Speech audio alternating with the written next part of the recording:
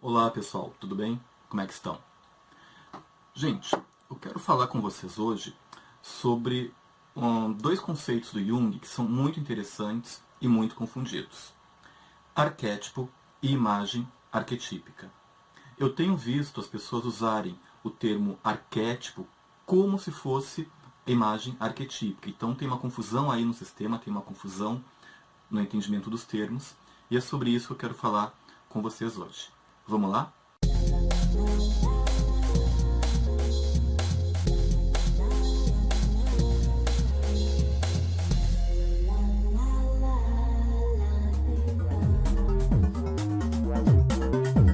Meu nome é José Alberto, eu sou psicólogo clínico, atendo aqui na cidade de Porto Alegre e também tenho autorização do Conselho Federal de Psicologia para fazer atendimento online. Para falarmos a respeito de arquétipo e imagem arquetípica, eu vou usar 4 livros de Jung. Psicologia do Inconsciente, um livro muito importante a leitura, tá? Eu recomendo altamente ele.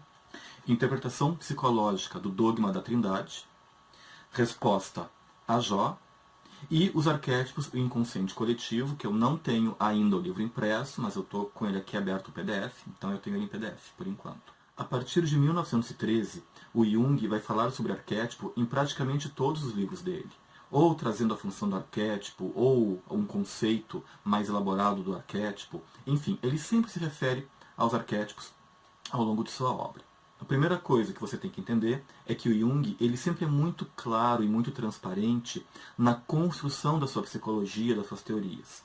Ele fala, logo no início do livro Os Arquétipos e o Inconsciente Coletivo, por exemplo, que o termo, o conceito de arquétipo não é dele. Tá? Ele apenas pega esse conceito e dá uma nova roupagem dentro da sua teoria.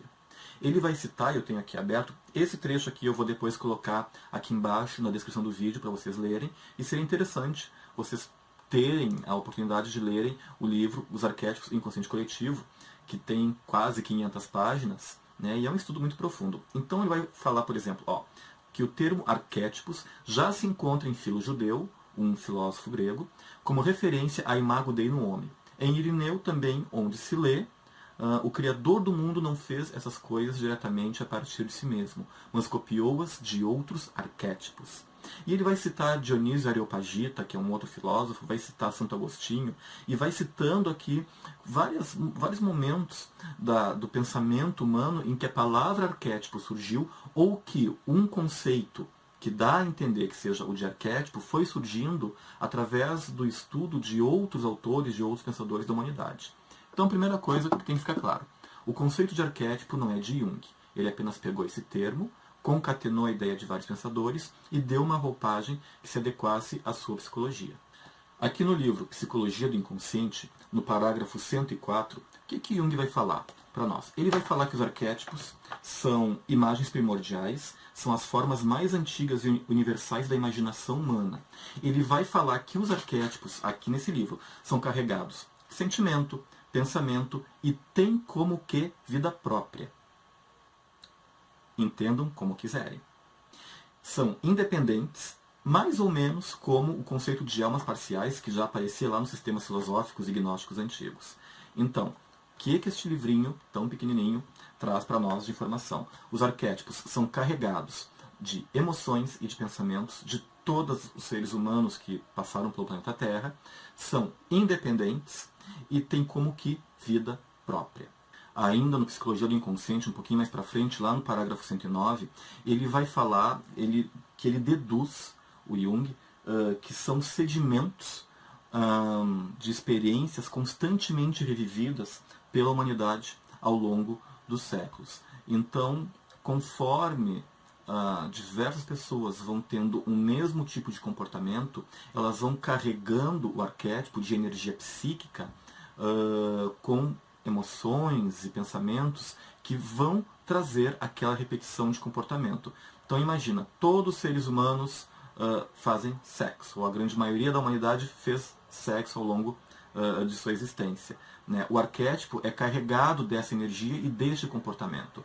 Então todos os seres humanos farão o mesmo tipo de sexo, ou semelhante, nos próximos milênios, porque irão reproduzir o padrão que está já impregnado lá no arquétipo da sexualidade humana. No Resposta a Jó, no parágrafo 648, o Jung vai falar algo muito interessante. Ele vai dizer que o arquétipo ele pode se apoderar da consciência humana e determinar a vida de um indivíduo até mesmo nos mínimos detalhes, como que se o arquétipo se realizasse através do indivíduo. O arquétipo ele está no inconsciente coletivo, ele não está aqui. Quem está aqui somos nós, tá? A terceira dimensão, com uma consciência racional. Mas e se o arquétipo, que tem alguma certa autonomia, como ele disse no Psicologia do Inconsciente, quiser ter algum tipo de experiência humana? Ele se realiza através de quem? De nós, seres humanos, através da nossa consciência. E mesmo existindo uma barreira entre o consciente, o pré-consciente e o inconsciente pessoal, essa barreira tem momentos de fragilidade, como Freud demonstrou, e, por exemplo, através dos sonhos, nós conseguimos ter uma ideia do que está ocorrendo no inconsciente pessoal e, para Jung, além do inconsciente pessoal, o inconsciente coletivo com seus arquétipos. Entendem como é um circuito fechado, extremamente perfeito e redondo? E seguindo aqui, no Interpretação Psicológica do Dogma da Trindade, no parágrafo 222, o Jung vai dizer que os arquétipos começam a atuar a partir de um determinado momento da evolução do pensamento humano. Então, conforme o ser humano, lá do período das cavernas, digamos, vai se tornando mais consciente de si, os arquétipos vão surgindo no inconsciente coletivo junto com essa tomada da autoconsciência que nós fomos tendo ao longo da evolução dos nossos ancestrais. Uma outra coisa nesse mesmo parágrafo que o Jung fala é que os arquétipos, eles têm ele tem um caráter compulsivo e na consciência humana um efeito luminoso. E por ser luminoso e compulsivo é que ele não se encaixa no pensamento racional da humanidade. O que é esse efeito luminoso? É quando o arquétipo de algum modo se revela ou se revela através de uma imagem arquetípica, e eu já vou falar sobre isso mais um pouco. É quando o arquétipo se manifesta através de uma imagem arquetípica e inunda a consciência humana ou o saber humano com um novo conceito, com algum tipo daquilo que foi chamado de revelação pelos profetas bíblicos. Uma pessoa tem lá uma visão divina, né, e tem uma revelação de algo que é especial ou importante para ela. Ela está vendo Deus. Não, ela está vendo o próprio Self, mandando a mensagem para ela através de uma imagem arquetípica. Inclusive, aqui eu vou abrir um parênteses. Se vocês lerem a obra de Jung com atenção, e, gente, é ler o autor na fonte, não ficar lendo o resumo de internet. A internet é maravilhosa, mas tem que saber usar.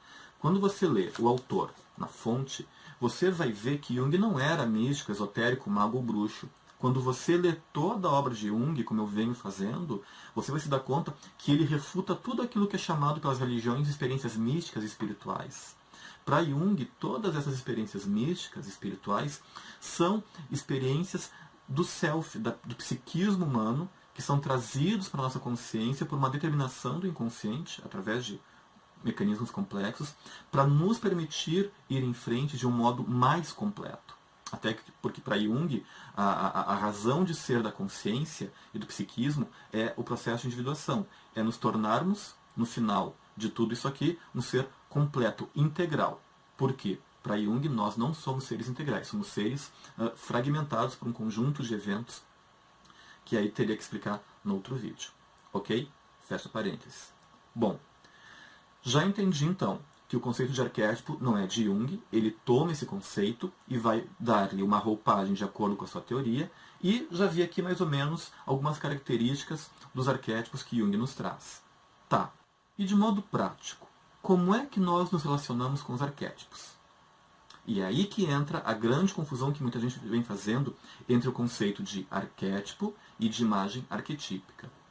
No atual estágio da consciência humana, no atual estágio intelectual e de desenvolvimento intelectual, social e mental em que a humanidade se encontra, não tem como a humanidade se relacionar com os arquétipos de modo direto.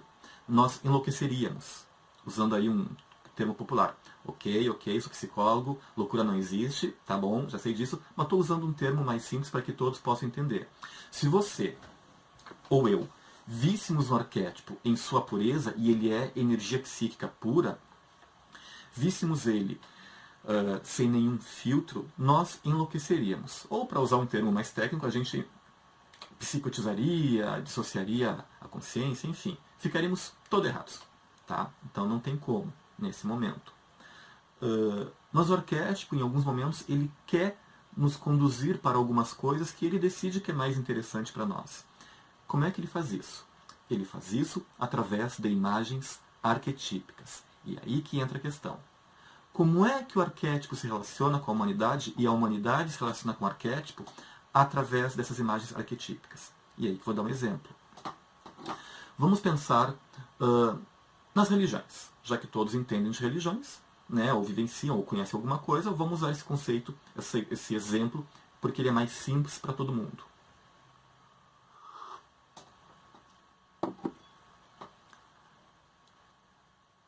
Então existe um homem católico que acredita nas palavras bíblicas, que é temente a Deus e todo domingo vai na igreja católica. Ele é um católico praticante, faz as orações, enfim.